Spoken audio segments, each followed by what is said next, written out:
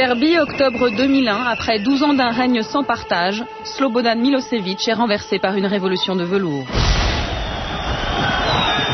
Géorgie, novembre 2003, Edouard Shevardnadze est chassé par la révolution des roses.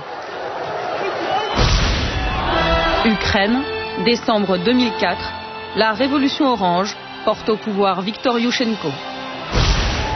Kirghizstan, mars 2005, c'est la révolution des tulipes qui triomphe. 4 révolutions non violentes, 4 régimes autoritaires reliques de la toute-puissance soviétique, jetés aux oubliettes de l'histoire en quelques semaines. Et à chaque fois le même scénario, des élections truquées, un pouvoir qui se crispe, puis cède devant des manifestations qui emportent tout sur leur passage. Depuis 5 ans, rien n'arrête ce vent de liberté qui balaye un à un les anciens satellites de Moscou. Une aubaine pour George Bush. We have lit a fire as well. A fire in the minds of men. It warms those who feel its power. It burns those who fight its progress. And one day, this untamed fire of freedom will reach the darkest corners of our world. Une contagion révolutionnaire qui, un à un, retourne des régimes longtemps favorables à Moscou et qui commence sérieusement à irriter Vladimir Poutine, le maître du Kremlin. Самое опасное, знаете, создание системы перманентных революций. То розовых, то каких-то там голубых еще придумывают. Вот жить нужно привыкнуть по закону. Mais comment sont nées ces révolutions? Qui les inspire? Qui les prépare? Qui les finance? Quels sont les prochains pays sur la liste? Pour chercher des réponses à ces questions, nous avons entamé un long périple. En Slovaquie, en Serbie, en Géorgie, en Ukraine, au Kirghizstan, mais aussi à Moscou et à Washington. Pendant plusieurs mois, nous avons suivi les leaders de ces révolutions, ceux que Bush appelle les combattants de la liberté. Mais nous avons aussi retrouvé ceux qui se cachent dans l'ombre de ces révolutions de velours. Voici les coulisses de cette conquête de l'Est que rien ne semble pouvoir arrêter.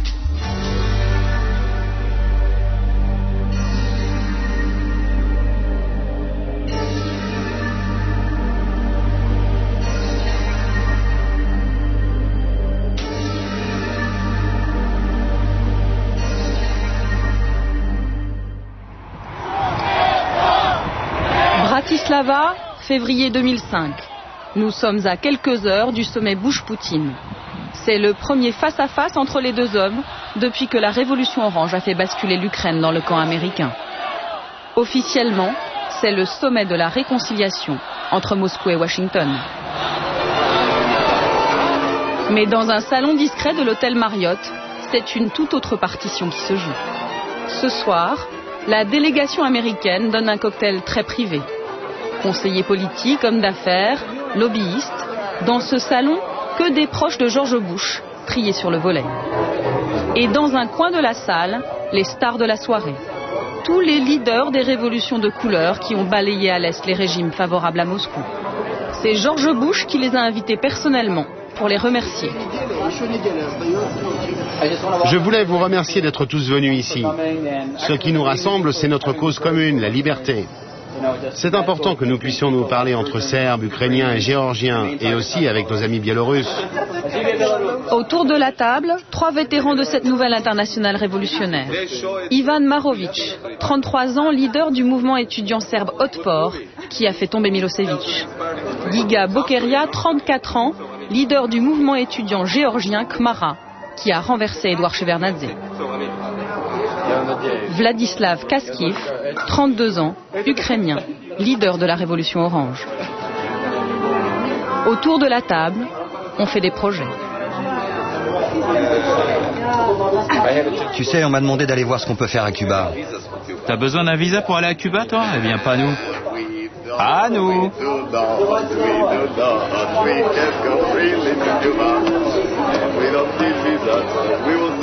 Tu vas voir, on va leur envoyer 10 millions de Serbes pour faire la révolution à Cuba. Dans ce sac, le kit du parfait révolutionnaire. CD-ROM, t-shirt, album souvenir. Vlad, le leader de la révolution orange, en profite pour faire des relations publiques. Venez, j'ai repéré quelqu'un d'important là-bas. Tout le monde veut ramener un souvenir de la révolution et saluer les héros. Particulièrement Paige Reef, un conseiller de la Maison-Blanche pour les pays de l'Est. Ces révolutions, c'est une vague. Qu'il s'appelle Poutine ou Loukachenko, le président biélorusse, eh bien cette vague, c'est comme un tsunami qui va les repousser aux oubliettes de l'histoire. Dernière photo souvenir avant l'arrivée du président américain. Demain, ils auront tous le privilège d'un entretien privé. On va dire à George Bush qu'il faut qu'il nous utilise pour aller démocratiser toute l'ex-URSS. La Biélorussie, l'Arménie, l'Azerbaïdjan, le Kyrgyzstan et bien sûr la Russie. C'est une chance unique de faire triompher la grande démocratie mondiale. Et on va le faire. L'entretien aura lieu à huis clos, mais le lendemain, George Bush fera de ces nouveaux révolutionnaires présents dans le carré VIP les vedettes de son discours. Here today is a group of remarkable men and women from across Central and Eastern Europe. We welcome you. We thank you for your example, for your courage, and for your sacrifice. And the democratic revolutions that swept this region over 15 years ago are now reaching Georgia and Ukraine. Eventually, the call of liberty comes to every mind and every soul. And one day, freedom's promise will reach every people and every nation. And may God bless you all. Un appel ouvert à la révolution, lancé 1 heure à peine avant l'arrivée de Vladimir Poutine, et qui va jeter un coup de froid sur le sommet de la réconciliation.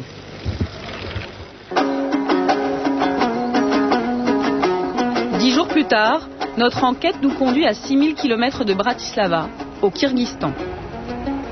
Il semble que dans cette ancienne république soviétique d'Asie centrale, on ait entendu l'appel de George Bush. Nous sommes entre les 2 tours des élections législatives et l'ambiance est tendue à Bichkek, la capitale kirghize. Ici, pas de pétrole, pas de richesse naturelle, mais une frontière avec la Chine. Alors, cette petite république est un lieu hautement stratégique pour Moscou et Washington. Les Russes y disposent d'une base militaire.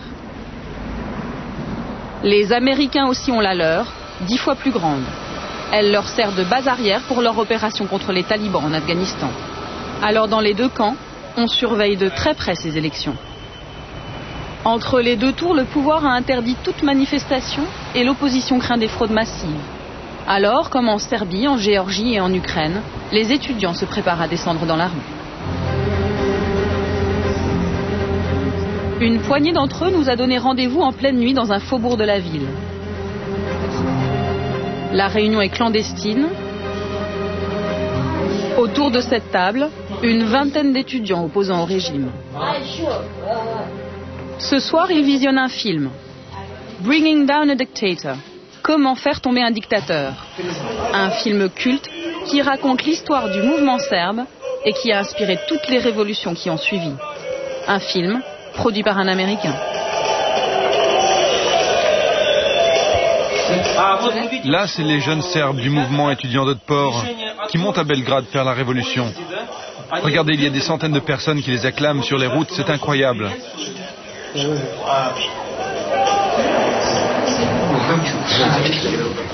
Là, c'est leur leader. Ils racontent qu'eux non plus n'avaient pas de bureau, comme nous.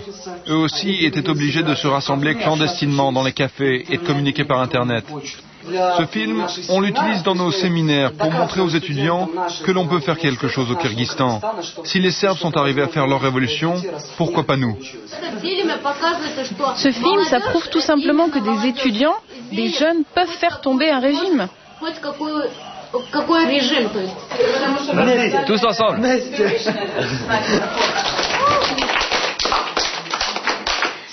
Serbie, Géorgie, Ukraine, Kyrgyzstan, voilà!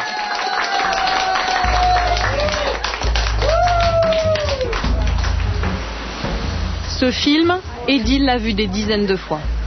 Comme beaucoup de combattants de la liberté, il a étudié aux États-Unis grâce à une bourse offerte par le gouvernement américain. Juste retour des choses, aujourd'hui il travaille pour NDI, l'Institut national démocrate, une fondation dirigée par Madeleine Albright. Pour ces élections, c'est lui qui est chargé de recruter des observateurs indépendants. Ce matin, il fait une dernière réunion. Les autres observateurs attendent de vous que vous soyez des leaders. Ils attendent que ce soit vous qui posiez des questions lorsqu'il y aura des infractions dans les bureaux de vote. Soyez actifs, surtout les jeunes. Vous êtes l'avant-garde. J'espère que j'ai été convaincant. De son bureau, Edil est aux premières loges. Il sait que chaque élection est une chance à saisir. Là, c'est la place centrale. Bien sûr, il n'y a pas encore des milliers de personnes sur la place. Mais peut-être que ça arrivera un jour. Et on pourra faire comme ça, regardez. Demain, c'est le jour des élections. Et on peut même l'enregistrer. Demain, c'est le jour des élections. Venez tous voter. Regardez.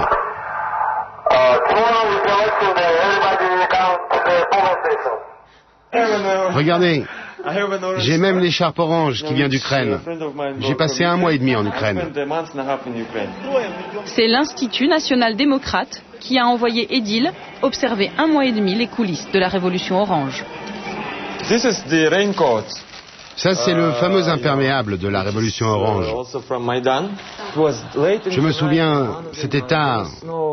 La nuit, sur la place centrale, il faisait froid, il y avait de la neige, et il y avait des milliers de personnes qui portaient ces imperméables. J'étais tellement fasciné par l'opposition ukrainienne, ils avaient tellement d'argent, ils étaient tellement organisés, que j'ai pris ça pour le montrer à tout le monde ici et dire « Regardez, ils étaient prêts à la révolution, ils avaient même leurs imperméables qu'ils distribuaient dans les rues. » Ça se porte comme ça.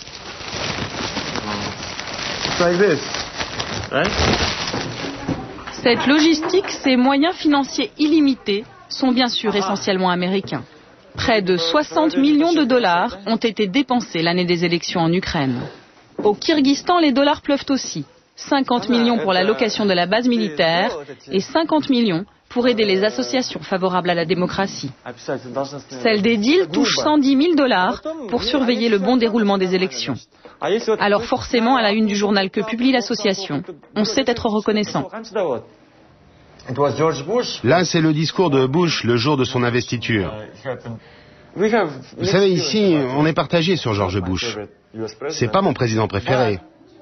Mais quand un président américain dit que tous ceux qui vivent sous la tyrannie sachent que les États-Unis ne vous oublieront jamais, que jamais nous ne pardonnerons aux dictateurs, et que le jour où vous vous lèverez pour défendre votre liberté, nous serons avec vous, eh bien là, on le met en première page, parce que c'est important. On mérite notre liberté. Nous avons voulu voir à quoi ressemblaient ces Américains qui exportent la démocratie dans les coins les plus improbables de la planète. Pour les rencontrer, il faut aller dans un autre lieu tout aussi improbable, le golfe de Bishkek, la capitale kirghize. Autour de cette table, les représentants des principales organisations américaines présentes sur place. Mike Stone, 52 ans, ancien journaliste, dirige l'association Freedom House chargée de défendre la liberté de la presse. Brian Campbell, 48 ans, 15 ans de Kyrgyzstan, dirige le bureau de USAID, spécialiste dans l'aide au développement. David Greer, 43 ans, juriste, chargé de former les Kirghizes à l'économie de marché. Première surprise, ici, tout le monde assume son rôle sans complexe. La politique américaine au Kyrgyzstan, c'est d'exporter l'économie de marché dans l'intérêt des États-Unis. Et quant à notre influence ici, eh bien, on vient avec ce que le monde développé a de meilleur en termes de principes économiques. Voilà. Quelles sont les motivations politiques de Washington derrière tout cela, derrière notre présence ici? Je ne sais pas, mais je n'ai aucun problème avec ce que l'on fait ici, car je suis persuadé que c'est pour le bien des gens et que si ça marche, ça rendra le monde un peu meilleur. Moi, je ne crois pas que l'impérialisme soit une mauvaise chose, si cela veut dire des élections libres, une justice indépendante et des médias libres. C'est exactement ce qu'on est en train de faire ici et c'est très bien. Et franchement, je me fiche de ce que Poutine peut en penser, car lui, il était à la tête du KGB. Donc on connaît par cœur ses réactions et ça n'a aucune importance. Voilà, c'est tout. Et les méthodes du KGB, Mike Stone les connaît. Avant le Kyrgyzstan, il a perfectionné son swing en Hongrie, puis en Biélorussie. Ce Texan de 52 ans dirige la seule imprimerie du pays qui ose publier les journaux d'opposition. C'est de nuit qu'il nous y emmène. Il préfère être discret. À quelques jours du scrutin, la pression du KGB local est à son maximum. Alors Ruslan, c'est où? Ils sont par là-bas. Il est 3 heures du matin. Les ouvriers de l'imprimerie ont repéré une voiture stationnée tout près.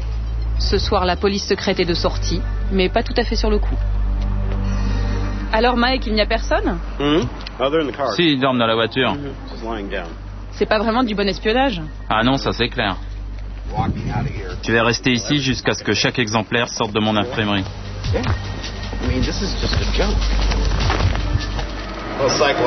Tout ça, c'est de la guerre psychologique. T'inquiète. Si ça continue, je vais leur mettre de la musique country à fond. Tu sais, du Hank Williams. Jusqu'à ce qu'ils craquent et qu'ils décarpissent. Je suis sérieux, c'est comme ça qu'on a fait au Panama. On passait du rock devant le palais présidentiel jusqu'à ce que Noriega se rende. Vous vous souvenez? C'est ici que Mike et son association Freedom House impriment les 6 journaux d'opposition du pays. Avant son arrivée, il dépendait entièrement du bon vouloir du pouvoir. Dans l'imprimerie, le ton est tout de suite donné. Sur les murs, un message d'encouragement du peuple américain au peuple kirghize. Et sur les rotatives, un petit rappel du nom du généreux donateur, le département d'État américain chargé de la démocratie, du travail et des droits de l'homme. Tout un programme. Mais depuis 10 jours, le gouvernement kirghize a privé l'imprimerie de courant à cause de cette une. Ça, c'est la fameuse une. On peut lire la maison que le président Akayev s'est fait construire.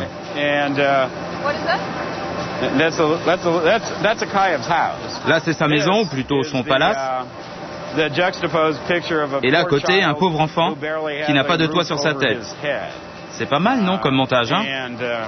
Ce qui est intéressant, c'est que 5 jours après avoir publié ce numéro, ils nous ont coupé l'électricité. Et c'était 5 jours avant le premier tour des élections. L'imprimerie fonctionne désormais grâce à 2 générateurs prêtés par l'ambassade américaine. Mais le bruit court dans tout Bishkek que c'est pour une toute autre raison que Mike est privé d'électricité. Et il paraît que vous avez publié ici un manuel pour faire tomber les dictateurs. Ah oui, ça, qu'est-ce que c'était? Je me souviens plus du titre. Je crois que ça s'appelle « De la dictature à la démocratie ». Mais c'est bien le livre qui a inspiré tous les jeunes révolutionnaires, ukrainiens, serbes, géorgiens. C'était leur Bible, non? Oui, en fait, je ne sais pas comment, mais on s'est fait embarquer dans toutes ces histoires de révolution de velours, orange, rose. Moi, je dis tout le temps, je veux une révolution verte, une révolution du dollar. Amenez l'argent et on imprimera tout ce que vous voulez. Mike Stone, simple homme d'affaires, il nous affirme qu'il se souvient à peine avoir imprimé le petit livre des révolutions. Pourtant, c'est bien chez Mike Stone que Tolekan Ismailova, membre de l'opposition kirghize, s'approvisionne. C'est elle qui a fait traduire l'ouvrage et qui le distribue clandestinement sous forme de journal. Ça s'appelle « De la dictature à la démocratie ». C'est de Gene Sharp. Je l'ai traduit en kirghize. C'est notre Bible. Il va sauver le peuple kirghize. C'est une arme puissante. Ça explique comment faire tomber un régime dictatorial de manière non violente. Les Serbes, les Géorgiens, les Ukrainiens s'en sont tous servis pour faire leur révolution. Ça explique les faiblesses de la dictature, comment organiser une révolution non violente. Et surtout, ça explique la stratégie pour venir au pouvoir. J'en ai fait imprimer 6000 exemplaires et il n'en reste plus qu'une centaine. Il faut que j'en imprime d'autres. Les étudiants se l'arrachent. Ils le distribuent dans toutes les facs. Ils aiment tellement ça dans mon village qu'ils attendent la suite. Ils ont tous envie de changer le pouvoir. J'ai envoyé des milliers de copies dans tout le pays. Dans le nord, on a des militants qui le distribuent. Dans le sud, c'est déjà très populaire. Ça commence à marcher. Les révoltes ont déjà commencé là-bas. Retour à l'imprimerie. Mike Stone prépare la une du lendemain. Une première page encore très politique qui ne va pas arranger ses relations avec les autorités. Regardez, là c'est le président Kuchma, l'Ukrainien, et Shevardnadze, le Géorgien. Ils ont été rayés. Et puis on a écrit Akayev est le prochain sur la liste. Akayev, c'est le président kirghize, bien sûr. Élu la première fois il y a 15 ans, à plus de 95% des voix. En fait, ça pourrait être un nouveau jeu. Nommez le dictateur, essayez de savoir qui est qui. Là, Loukachenko, Poutine, et là, c'est qui? Visiblement, Mike Stone n'a peur de rien, sans doute parce qu'il peut compter sur le soutien indéfectible de son patron, le sénateur républicain John McCain, un proche de George Bush. Nous sommes allés le rencontrer au Sénat américain à Washington. C'est lui qui dirige depuis plus de 10 ans le puissant IRI, l'Institut international républicain chargé d'exporter la démocratie dans le monde. C'est son institut qui finance en partie l'imprimerie de Mike Stone et le sénateur n'y voit aucune ingérence dans les affaires kirghizes. Je ne crois pas qu'apprendre aux gens ce qu'est la démocratie, c'est vouloir renverser un gouvernement.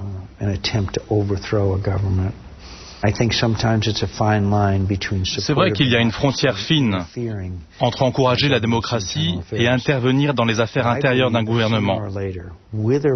Mais je suis persuadé que même sans l'aide des fondations américaines, il y aurait eu un jour des révolutions en Ukraine, en Géorgie, au Liban.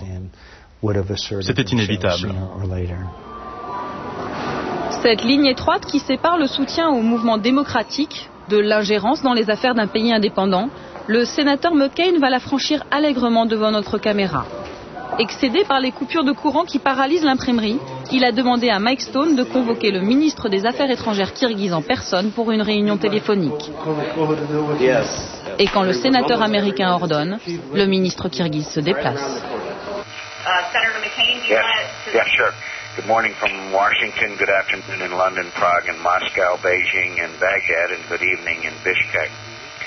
I'm John McCain, ready for the media support. Pour que chacun retienne la leçon, la plupart des bureaux de l'organisation sont à l'écoute. The Kyrgyz Republic is an important ally of the United States, and we have expected that the printing press will continue to operate without obstacles created by either the Kyrgyz government or any state-controlled agencies. I'm outraged by the forced shutdown of the only independent printing press in Kyrgyzstan. This sort of information control is reminiscent of the old Soviet days and simply has no place in a free society. Pendant plus d'une heure, le ministre kirghize va encaisser. Il n'a pas les moyens de se défendre. Son pays surendetté est économiquement dépendant des États-Unis. À la fin du sermon, il est même contraint de s'excuser. Mr. McCain, do you hear me? Господин Маккейн, вы меня слышите? Да, я вас слышу. We are very sorry. Such incidents, which we are sorry about, should not put shadow on the image of our government, on its many times expressed commitment to support of independent mass media. Thank you. Thank you. Si une société n'est pas assez mûre pour la démocratie, il est contre-productif d'essayer d'imposer cette démocratie.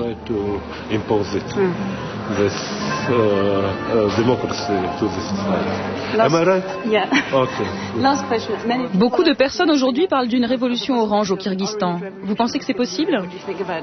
Je ne crois pas à la révolution orange. Je ne pense pas qu'on en ait besoin. Mauvaise analyse politique.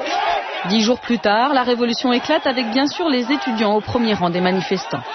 Les slogans, les symboles, les fleurs offertes aux forces de l'ordre, le choix d'une couleur, tout est conforme aux méthodes mises au point avant en Serbie, en Géorgie et en Ukraine.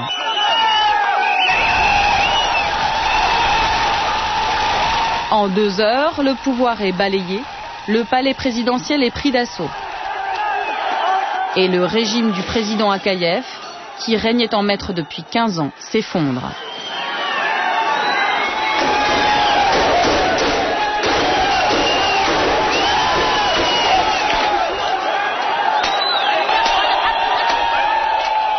Dans la tourmente, nous avons perdu Edil qui 10 jours plus tôt rêvait devant notre caméra de voir la place centrale de Bishkek noire de monde. En quelques heures, son rêve est devenu réalité. Mais Edil n'a pas pu profiter de la victoire, il a été l'un des tout premiers à être arrêté. On le voit sur ces images de la télévision kirghize se faire embarquer par les forces de l'ordre. Quelques jours plus tard, nous le retrouvons. Il nous a donné rendez-vous devant le palais présidentiel, fermé pour cause de révolution. Pour lui, aucun regret, la fin justifie bien les moyens. On dira encore, comme pour la révolution ukrainienne, comme pour la révolution géorgienne, que tout ça c'est un projet américain. Eh bien, même si ça l'est, ça m'est égal. Je ne vais pas m'excuser. Et personne ne devrait s'excuser. On vit au XXIe siècle. Les dictateurs doivent savoir que leur heure a sonné. Les États-Unis font tomber des dictatures et alors, c'est pas de l'ingérence. On vit à l'heure des droits de l'homme, de la démocratie. C'est comme ça. Pour Mike Stone, l'imprimeur golfeur, aucun regret non plus. Alors Mike, vous êtes satisfait aujourd'hui? Ah oui, je suis heureux. Car le régime d'Akayev faisait tout pour nous faire perdre notre business. Et maintenant, on va enfin pouvoir travailler normalement. En fait, ce qu'on ressent, nous tous ici à l'imprimerie, c'est sans doute un sentiment de mission accomplie. Nous laissons Bishkek à sa révolution et Mike à ses affaires. Direction Boston. Nous voulons rencontrer l'auteur du petit livre que tous les révolutionnaires s'arrachent. Il travaille ici à la fondation Einstein qu'il a créée en 1983. C'est un universitaire qui théorise depuis 40 ans sur la révolution non violente. Il s'appelle Gene Sharp. Il a écrit son livre il y a 15 ans. Depuis que les révolutionnaires serbes en ont fait leur Bible, les traductions se multiplient. Je n'en reviens pas. Il a déjà été traduit en 21 langues. Et il n'en finit plus de se répandre. Son livre « De la dictature à la démocratie » est un véritable mode d'emploi de la révolution pacifique, avec des recettes simples comme « Comment fraterniser avec la police, pilier de toutes les dictatures ». Par exemple, en Serbie, l'opposition a appliqué à la lettre nos conseils.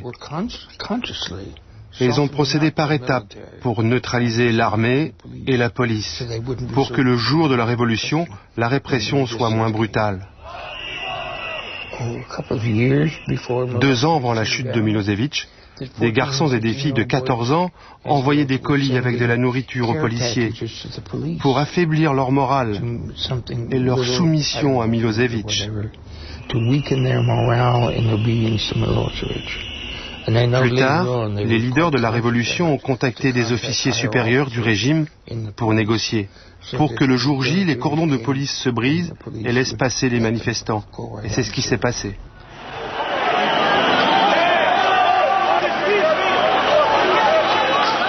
Mais l'homme de l'ombre, celui qui depuis la révolution serbe répand livre en main les bons conseils de Gene Sharp sur le terrain, n'a rien d'un universitaire.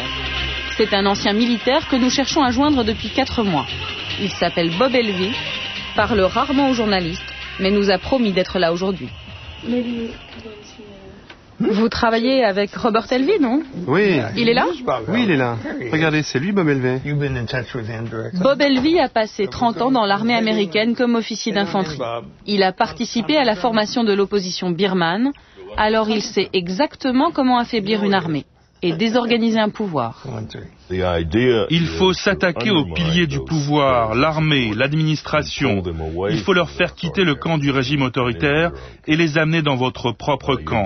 Il ne s'agit pas de les détruire, mais de les retourner, de leur faire comprendre qu'il y a une place pour eux demain dans un gouvernement démocratique. C'est l'Institut du sénateur républicain McCain, celui qui finance l'imprimerie de Mike Stone à Bishkek, celui qui sermonne le ministre kirghize, qui 2 mois avant la chute de Milosevic a demandé à Bob Elvey d'aller dispenser ses conseils aux jeunes Serbes. Nous sommes allés à Belgrade retrouver Srdja Popovic, un des tout premiers à avoir suivi le stage de Bob Elvey. Ce leader de la révolution serbe dirige aujourd'hui un café branché de Belgrade. On a rencontré Bob Elvey en avril 2000. On était déjà une vraie force d'opposition au régime, mais son expérience nous a beaucoup aidés, ça a été décisif.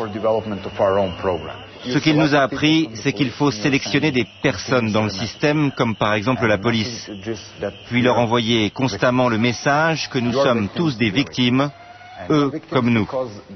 Eux, ils sont des victimes parce que ce n'est pas le rôle de la police d'arrêter des gamins de 13 ans.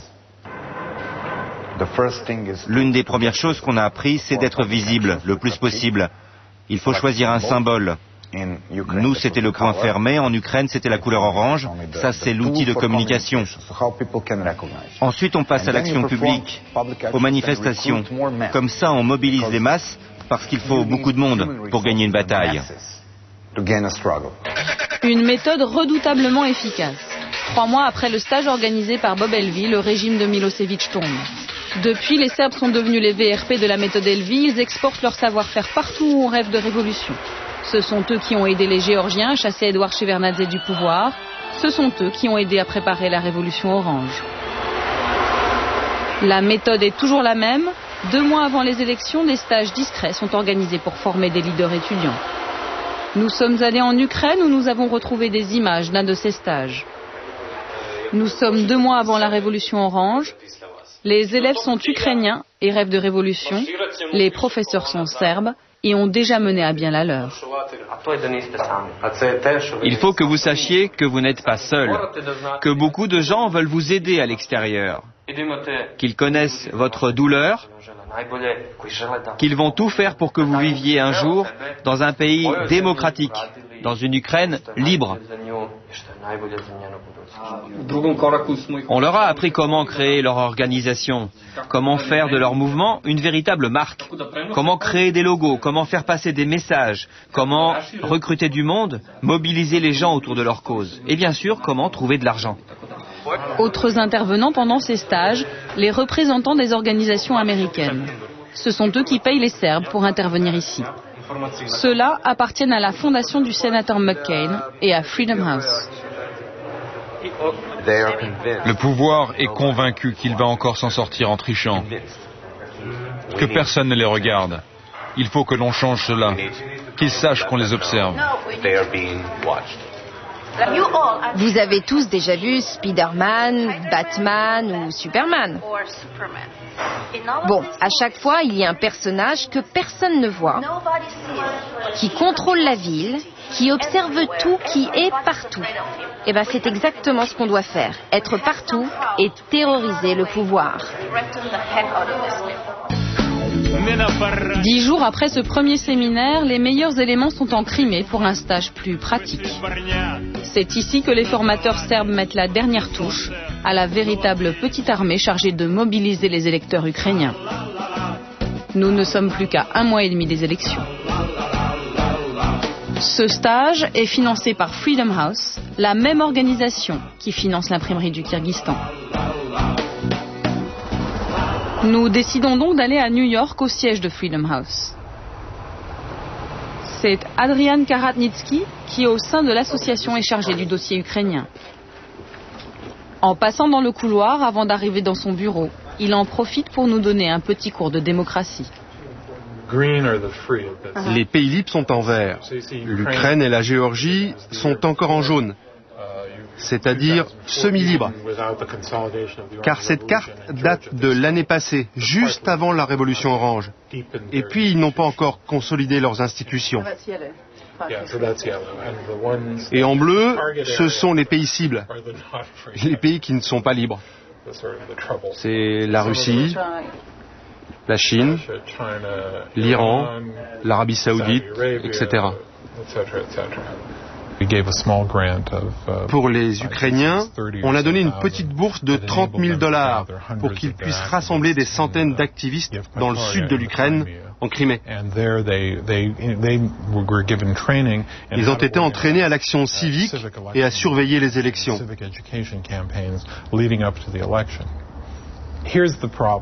En fait, dans les années 50, 60 et 70, ce genre d'activité était mené par la CIA de manière cachée. Cela donnait l'impression que les services de renseignements américains noyautaient les organisations et les partis politiques des pays. Ça faisait passer les mouvements locaux pour des instruments de la CIA. Il a donc été décidé que les États-Unis feraient désormais ce genre d'activité de manière transparente et publique. Et c'est ce qu'on fait avec nos fondations. Et la méthode est efficace. Nous sommes allés le vérifier en Géorgie. Une Géorgie qui, depuis la révolution des roses en 2003, a basculé dans le camp américain. Cet après-midi, Tbilissi, la capitale, attend la visite du président Bush. Les États-Unis déversent ici plus de 100 millions de dollars par an d'aides diverses et possèdent, comme au Kyrgyzstan, une base militaire stratégique.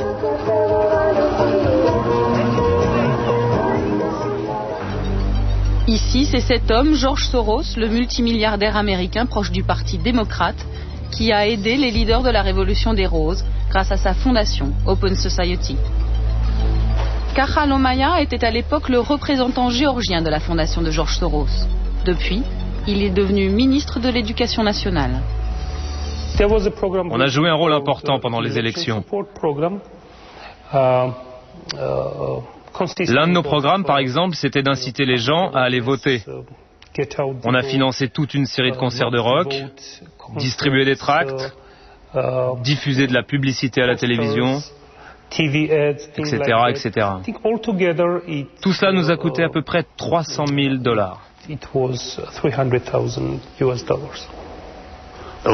Là, c'est moi avec Bush père. L'ancien président de Géorgie, Edouard Shevardnadze, lui, n'est plus rien du tout. Chassé du pouvoir, il vit avec ses souvenirs et une certitude.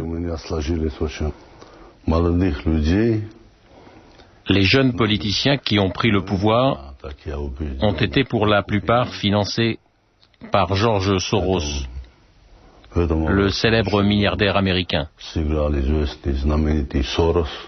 Je ne sais pas pourquoi il a voulu renverser le gouvernement géorgien. Mais ça n'a pas été une révolution. C'était un coup d'État. C'est vrai, certains dictateurs d'Asie centrale et d'autres pays de l'ex-URSS ne comprennent pas ce que l'on fait. Mais je vous assure que les peuples de ces pays le comprennent parfaitement. L'un des leaders de la révolution géorgienne, c'est Giga Bokeria. Nous l'avions croisé à Bratislava, nous le retrouvons au Parlement de Tbilissi. À 34 ans, il entre et il sort comme il veut de l'hémicycle. C'est normal, depuis la révolution, il est devenu le principal conseiller du président géorgien. Mais ce matin, il n'assistera pas à la session parlementaire. À quelques heures de l'arrivée du président américain, il a rendez-vous dans un salon de l'hôtel Marriott avec Anatoly Lebedko, un opposant biélorusse qui est venu chercher des conseils pour faire la révolution chez lui. Car comme les Serbes, aujourd'hui les Géorgiens exportent leur expérience révolutionnaire, petit mode d'emploi en direct. Qui est vulnérable autour du président dans l'appareil d'État? Est-ce qu'il y a des personnes sur qui on peut influer, qui pourraient jouer notre jeu? Oui, ça c'est fondamental. Des personnes au sein même du régime. Des proches du président? Chez nous, tous ceux qui représentent une menace, eh bien notre président Loukachenko s'en occupe. Il les a soit mis en prison, soit fait assassiner, soit exilés.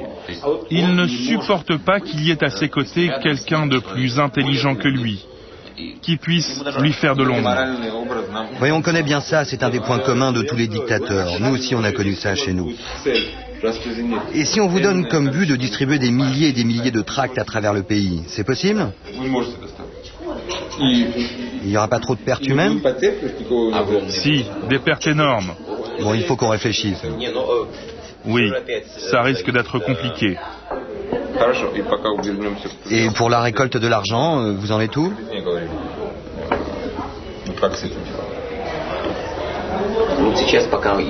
Pour l'instant, on a surtout un soutien politique et des promesses d'aide. Il y a une décision du Congrès des États-Unis qui doit nous donner plusieurs millions de dollars, mais on attend. La question principale, c'est effectivement l'argent. On va vous aider. On va faire quelque chose pour vous. On va vous donner des recettes pour prendre le pouvoir. Tu crois pas qu'il vaut mieux qu'ils éteignent la caméra? Vous pouvez arrêter de filmer, là? 2 heures plus tard, dans le hall de la Banque centrale, Giga a remis son costume de conseiller. Avant l'arrivée de George Bush, le président géorgien s'apprête à rencontrer les correspondants de la Maison-Blanche. Pour nous, cette visite de Bush, c'est comme revenir sur la carte du monde après 200 ans de colonisation par l'Empire russe et soviétique. Celui qui invite ce soir, c'est lui, Bruce Jackson. Ancien officier de l'armée américaine, il est passé par les renseignements militaires et Lockheed, une multinationale de l'armement. Aujourd'hui, il dirige une fondation appelée sobrement Projet sur les démocraties en transition. En fait, on le retrouve partout où naissent les révolutions de velours. L'homme est discret, pourtant il accepte de nous faire partager sa vision du monde. C'est simple, ce qu'on voit en Russie, ça ne nous plaît pas. Il n'y a pas assez de démocratie et le pouvoir oppresse le peuple. C'est décevant. Ce qu'on voit ici, par contre, ou en Ukraine, eh bien ça nous plaît. Ça correspond à ce que l'on attend d'eux, ce qu'on attend d'une démocratie. Le choix est simple. D'un côté, c'est décevant, de l'autre, c'est excitant. Officiellement, Bruce Jackson n'est pas en tête sur la liste du protocole. Pourtant, quand le président géorgien arrive, c'est lui qui le salue en premier. Monsieur le Président, laissez-moi vous présenter Brian, de CBS. Mikhail Saakashvili, 36 ans, est le plus jeune président du monde. Avocat, il a été formé à Harvard, il doit beaucoup aux États-Unis, et il le sait. Après tant d'années d'oppression et de corruption, la Géorgie est aujourd'hui un exemple vivant que la démocratie peut marcher dans cette région du monde. On croit dans les mêmes valeurs que les Américains et on se souvient de ce que les États-Unis ont fait pour nous ces dernières années. On est très heureux de vous accueillir ici. Et depuis qu'il peut compter sur le soutien sans faille des États-Unis, le jeune président géorgien n'hésite pas à s'en prendre directement à l'ex-grand frère soviétique. C'est clair qu'il faut que les bases russes quittent la Géorgie. On veut le faire de manière civilisée, on ne veut pas les pousser dehors. Mais regardez donc les Syriens, ils ont bien quitté le Liban en 3 semaines alors qu'ils avaient 4 fois plus d'hommes que les Russes ici. Tout le monde doit comprendre aujourd'hui qu'il n'y aura plus jamais d'empire soviétique. À quelques pas du président géorgien, Bruce Jackson est très attentif. Je dis quelque chose qu'il ne fallait pas? Non, continuez, Monsieur le Président, tout va bien. Allez, c'est bon, laissez le Président un peu tranquille, il n'a même pas pu boire un verre de vin. On vous présente souvent comme l'homme de l'ombre de ces révolutions. Oui, je sais, et ça m'attriste que la presse française écrive ce genre de choses. Ce n'est pas ce que je fais. Vous savez, il y a plein de gens du gouvernement ici beaucoup plus intéressants à voir que moi. Fin de l'interview. Bruce Jackson s'éclipse discrètement avec Giga. Nous lui arrachons tout de même la promesse de nous recevoir au siège de sa fondation à Washington. Au centre de Tbilissi, l'ambiance monte. L'arrivée de George Bush est annoncée dans 1 heure et plus de 200 000 personnes se sont rassemblées sur l'ancienne place Lénine, rebaptisée Place de la Liberté. Anatoly Lebedko, le Biélorusse, continue sa tournée des sponsors. Nous le retrouvons dans les bureaux de l'IRI, la fondation du sénateur McCain. Au mur, un t-shirt imprimé par la fondation et qui annonce toutes les dates de la grande tournée des révolutions, avec celles déjà faites et les autres marquées TBD, To Be Done, en français, celles à faire. Les prochains sur la liste, c'est nous, les Biélorusses. Les élections sont prévues en 2006. C'est un beau palmarès, non? Les prochains, c'est vous? Oui, c'est sûr. L'année prochaine, c'est pour nous. Pour sa première rencontre avec George Bush, Anatoly ne fera pas partie des invités qui comptent. Il lui reste une révolution à faire pour prétendre au carré VIP.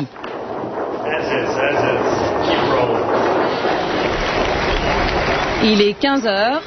George Bush prend la parole pour marteler le même message, toujours et encore. As free nations, the United States and Georgia have great responsibilities, and together we will do our duty. By extending liberty to millions who have not known it, we will advance the cause of freedom. Chez moi, c'est une petite Union soviétique et on doit absolument rejoindre le monde civilisé. Et vous pensez que George Bush peut vous aider? Je crois que c'est au peuple biélorusse de décider de son destin, mais c'est clair que vu notre situation, on a besoin de l'aide internationale. C'est essentiel pour nous. C'est une question de survie.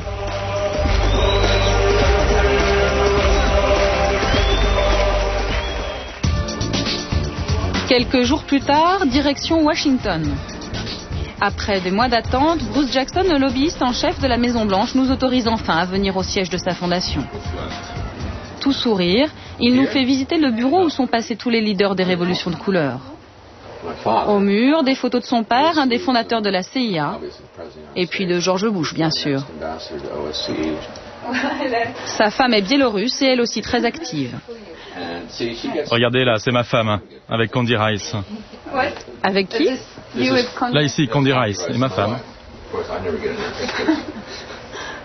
Alors elle est comment, Condi Rice? Vous avez l'impression qu'elle vous soutient? Elle est formidable. Elle vient de dire publiquement que la Biélorussie devait devenir un pays libre, qu'il fallait changer le régime et que les États-Unis allaient tout faire pour obtenir cela. En fait, on a créé un ministère des Affaires étrangères parallèle. Le président biélorusse, Loukachenko, ne peut pas être reçu à la Maison-Blanche et nous, on peut. Surprise, nous voyons débarquer Giga Bokeria, le leader de la révolution géorgienne. De passage à Washington, il est venu saluer Bruce Jackson et se féliciter avec lui du démantèlement des bases russes dans son pays, 10 jours à peine après la visite de George Bush à Tbilissi. Regarde, je t'ai apporté un t-shirt historique. Je suis pas sûr de la taille, mais c'est le t-shirt de la révolution géorgienne. C'est un collector, il n'en reste que 12 en Géorgie.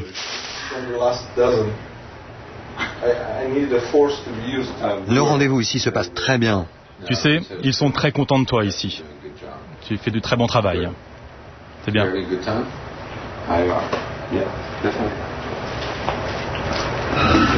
Deuxième surprise de la journée, l'arrivée de ces deux jeunes étudiantes russes opposant à Vladimir Poutine.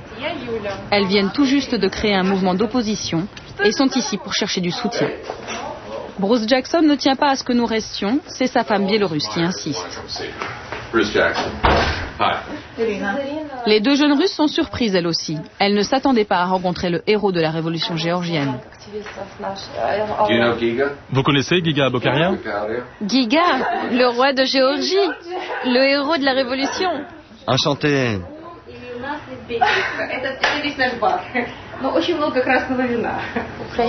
Si les Ukrainiens ont réussi à se sortir de là, alors pourquoi pas nous? C'est pour cela que c'est très important de rencontrer des gens comme Bruce Jackson ou comme Giga. Ils peuvent nous conseiller, c'est essentiel. En fait, ça se répand dans des pays de plus en plus grands. Ça a commencé dans la petite Serbie, puis la Géorgie, puis l'Ukraine, puis pourquoi pas l'immense Russie. En Russie, c'est une question de temps et bien sûr du prix humain qu'il faudra payer.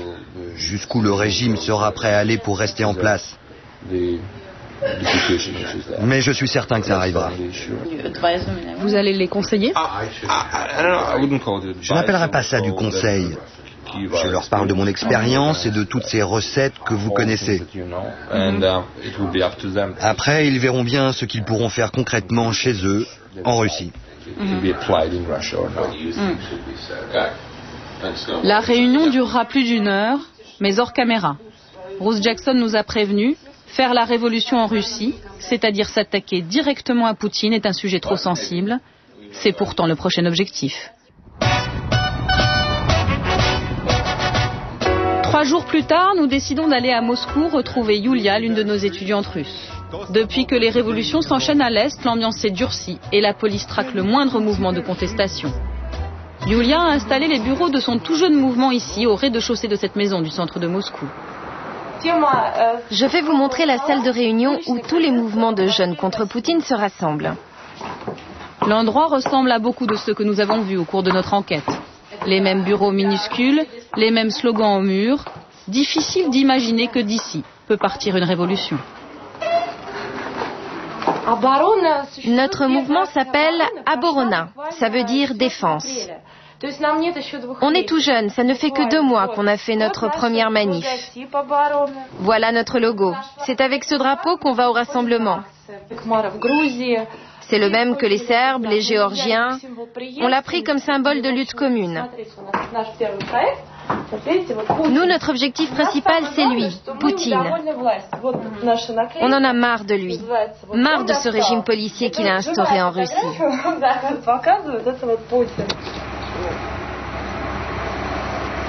Ce matin, les militants du mouvement organisent leur 3e manifestation. Tous ont été arrêtés après la 2e et sortent juste de garde à vue. Les flics nous ont vraiment pris comme cible ces derniers temps. Les aumônes, les forces spéciales, nous ont même fichés. Ils ont nos noms et nos photos, et nous montrent du doigt pour nous faire sortir des manifs et nous arrêter. Lena a 21 ans. Elle est étudiante en économie. Toutes ces révolutions de couleur qui ont lieu dans les autres pays ont crispé le pouvoir en Russie. Le Kremlin parle de la peste orange. Il n'arrête pas de dire, en Russie, il y a le risque de la peste orange. Ils ont vraiment peur. Ces fascistes du Kremlin sont terrorisés qu'il y ait une révolution orange ici. Que le peuple russe se révolte et fasse tomber le régime de Poutine. Finalement, les intimidations de la police ont marché. Ils ne sont qu'un peu plus de 300 à la manifestation, encadrés par les tristement célèbres forces spéciales qui opèrent en Tchétchénie.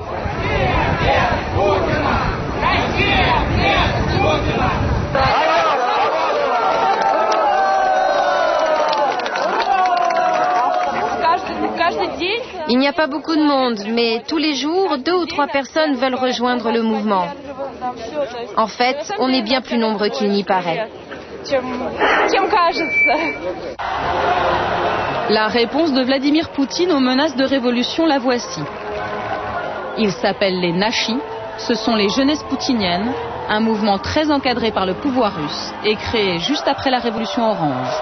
À chacune de leurs manifestations, ils sont des dizaines de milliers à faire front contre ce qu'ils appellent le virus révolutionnaire.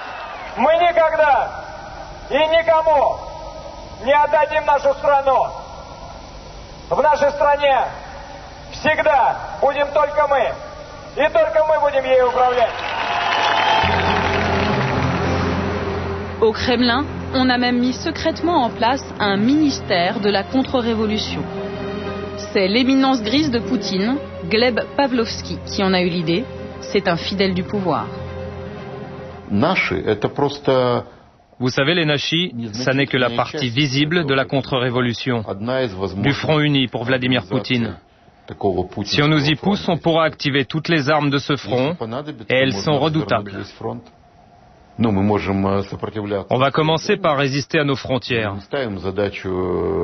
On ne va pas laisser les États-Unis se mêler de nos affaires. On ne veut pas que l'Amérique soit chez nous, dans notre maison. On ne veut pas que les États-Unis nous apprennent à être russes. Si les Américains décident d'aller jusqu'au bout de leur conquête de l'Est, et si la révolution russe a vraiment lieu, beaucoup prédisent qu'elle aura une couleur toute choisie. Rouge. La couleur de l'affrontement inévitable entre 2 forces que lentement mais sûrement on est en train de dresser dangereusement l'une contre l'autre.